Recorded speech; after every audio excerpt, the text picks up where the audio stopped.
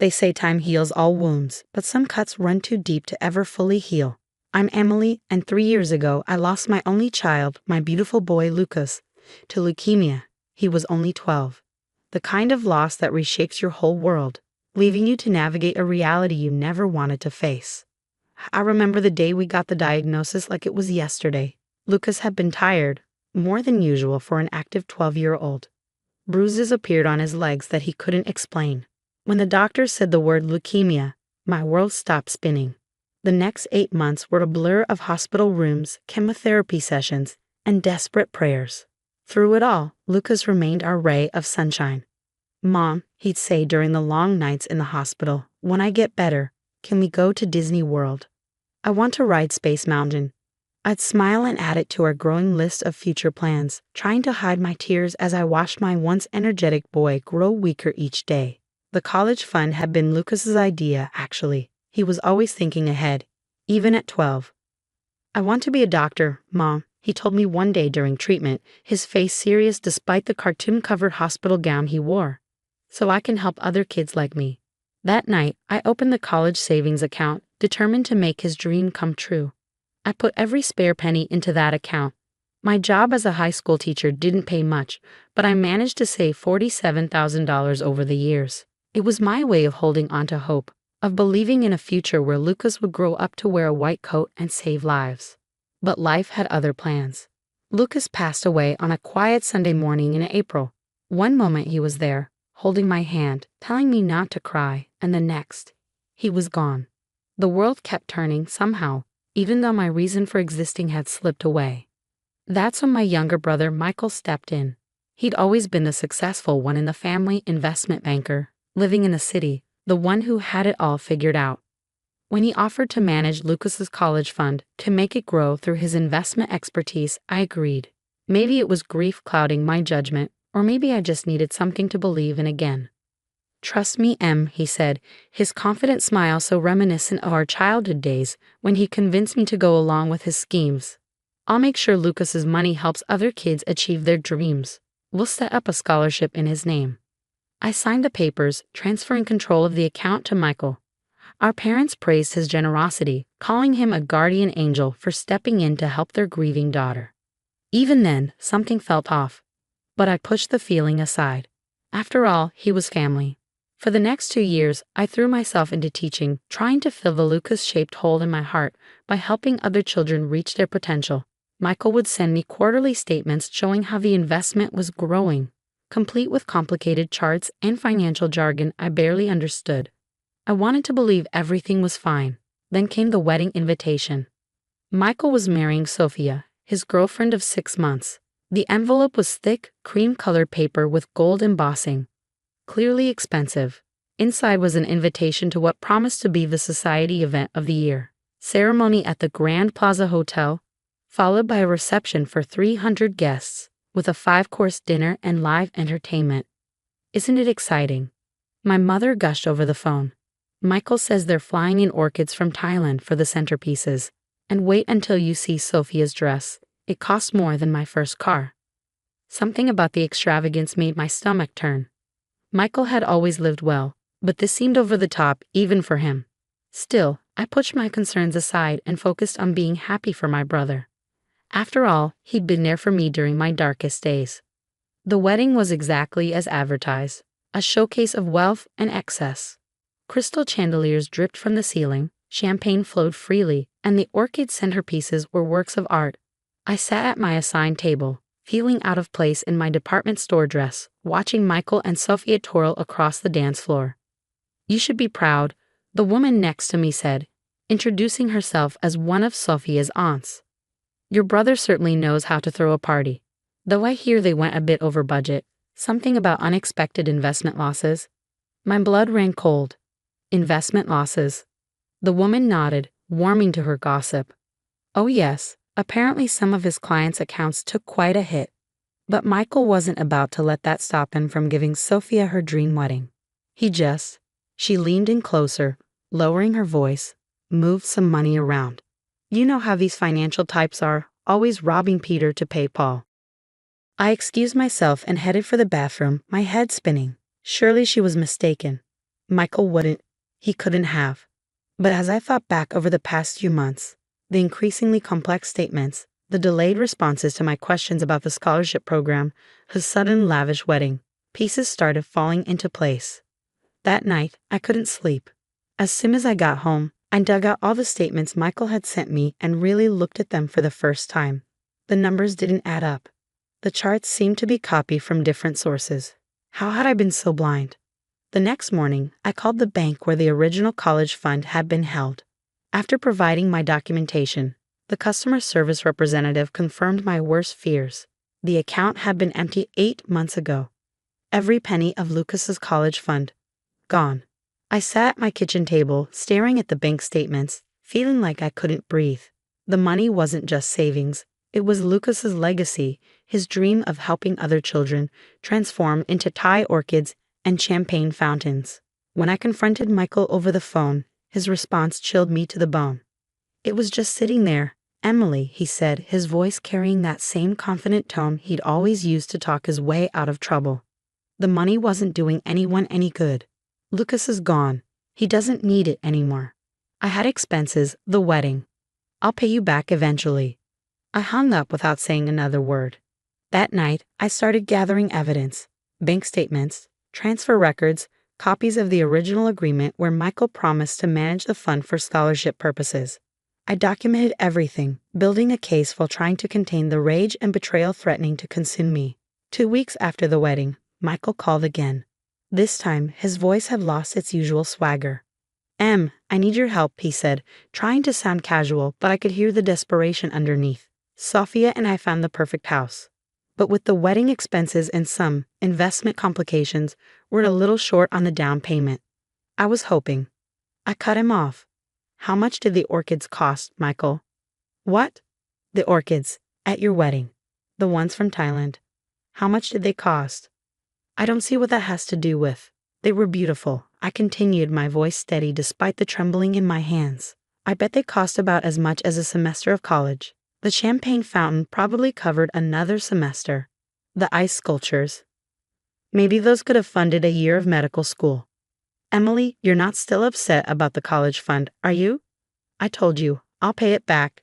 I have copies of everything, I said quietly. Every transfer, every fake statement, every document you forged. I've spent the past 2 weeks building a case that would make any prosecutor very, very interested. The silence on the other end of the line was deafening. You wouldn't, he finally whispered. I'm your brother. And Lucas was my son. I let those words hang in the air between us, heavy with all they implied. Then I told him exactly what I planned to do next. The family meeting was set for Sunday dinner at my parents' house. I arrived early, my folder of evidence tucked under my arm, my heart pounding against my ribs. Mom was in the kitchen, humming as she prepared her famous pot roast. The same meal she'd made the night Michael convinced me to sign over Lucas's college fund. Emily, sweetie. She turned from the stove, wiping her hands on her apron. You're early. Michael and Sophia should be here soon. They have such exciting news about a house they're looking at. I set my folder on the dining room table. Yes, Mom. I know all about the house. Something in my tone made her pause, the smile faltering on her face. Before she could question me further, the front door opened. Dad walked in, followed by Michael and Sophia. My brother's usual confidence seemed dimmed, his shoulders tense. Sophia floated in wearing designer clothes that probably cost more than my monthly salary, still radiating that newly glow. Emily. Sophia air-kissed my cheek. You'll never believe it. We found the most amazing house in Riverside Heights. 5 bedrooms, pool, everything we've dreamed of. Michael says you might be able to help us with the down payment. I smiled tightly. Actually, I have something to show everyone. Why don't we sit down? Mom brought the pot roast to the table, and we took our usual seats. The familiar scene felt surreal. How many Sunday dinners had we shared here, while Michael sat on his secrets, spending my dead son's money? Before we eat, I said, opening my folder, I'd like to talk about Lucas's college fund. The change in the room was instant. Michael's face went pale, Sophia looked confused, and my parents exchanged glances. Emily, Michael started, this isn't the time. It's exactly the time. I pulled out the first document, the original agreement Michael had signed. 2 years ago, after Lucas died, Michael offered to manage his college fund. He promised to turn it into a scholarship program to help other children. Instead, one by one, I laid out the evidence. Bank statements showing the complete withdrawal of funds. Copies of the fake quarterly reports Michael had sent me. Documentation of transfers to wedding vendors, the florist, the caterer, the venue. $47,000, I said, my voice steady despite the trembling in my hands. Every penny I saved for Lucas's future, gone. Spent on orchids and ice sculptures and champagne fountains. Michael? Mom's voice was barely a whisper. Tell me this isn't true. My brother's face had gone from pale to ashen. Sophia sat frozen, her perfectly manicured hands gripping the edge of the table. I was going to pay it back, he stammered. The market took a downturn. I had some losses, the wedding expenses. The wedding expenses, I cut in. You mean your 300-person extravaganza? The one with flowers flown in from Thailand? That's what you spent my dead son's college fund on? Emily, Dad's voice held a warning note. He's your brother. We can work this out as a family. Work what out? I laughed, but there was no humor in it. How he stole from his dead nephew. How he took money meant to help sick children and spent it on a party. I didn't steal it. Michael's voice rose. You signed it over to me. I had every legal right. Legal right? The words exploded from me. Lucas trusted you. I trusted you. He wanted that money to help other kids like him, children fighting for their lives in hospital beds while you. Sophia suddenly stood up, her chair scraping against the floor. I didn't know, she said, her voice shaking. Michael told me the wedding was paid for with his bonus. He said. She turned to my brother, tears in her eyes. What else have you lied about? Sophia, baby, please. Michael reached for her hand, but she pulled away. The house down payment, she continued, realization dawning on her face. That's why you wanted to ask Emily for help. Because you've already spent. I can explain everything, Michael pleaded, but Sophia was already grabbing her purse, heading for the door. The sound of it slamming behind her echoed through the suddenly silent house. Mom was crying quietly. Dad's face had aged 10 years, and Michael sat slumped in his chair, his carefully constructed world crumbling around him. I've spoken to a lawyer, I said, gathering my documents back into the folder. He says we have enough evidence for both civil and criminal charges. Fraud, embezzlement, misappropriation of funds. You can't be serious, Dad interrupted. He's family. Family? I stood up, my chair scraping back. Lucas was family too, your grandson. But I don't remember you being this concerned when he was dying. When was the last time you visited his grave? Do you even remember what he looked like? The silence that followed was deafening. My parents couldn't meet my eyes. I'm giving you a choice, Michael, I continued. Pay back every penny of Lucas's money, with interest, or I'm going to the police. You have 48 hours to decide. I walked out of my parents' house that night and never looked back. Michael scraped together the money somehow, probably by selling his fancy car and borrowing from whatever friends he had left. The payment arrived by certified check exactly 47 hours later. I used the money to establish the Lucas Thompson Memorial Scholarship Fund, properly this time through a legitimate charitable foundation. Every year, it helps cover medical school costs for students who want to specialize in pediatric oncology. The first recipient was a young woman whose brother had died of leukemia. When she told me she wanted to help ensure no other family went through what hers did, I heard Lucas's voice in her words. My parents still try to reach out occasionally. They send cards on holidays, leave voicemails about healing the family. I delete them without listening. Some betrayals cut too deep to forgive. Last week, I received an invitation to a fundraising gala for the children's hospital where Lucas was treated. As I walked through the hospital halls, memories flooded back, both painful and precious. But this time, they didn't overwhelm me. In the pediatric oncology wing, there's a new play area for the young patients. A plaque on the wall reads, The Lucas Thompson Memorial Playroom. It's bright and cheerful, filled with toys and games and books. In one corner, a boy about Lucas's age was reading a medical textbook, his IV pole beside him. I'm going to be a doctor, he told me proudly when he saw me looking. I want to help other kids like me. I smiled through my tears, thinking of another boy who had said those same words. Lucas's money might have been stolen, but his dream lived on. Sometimes that's all we can ask for. That the love we put into the world finds its way back somehow.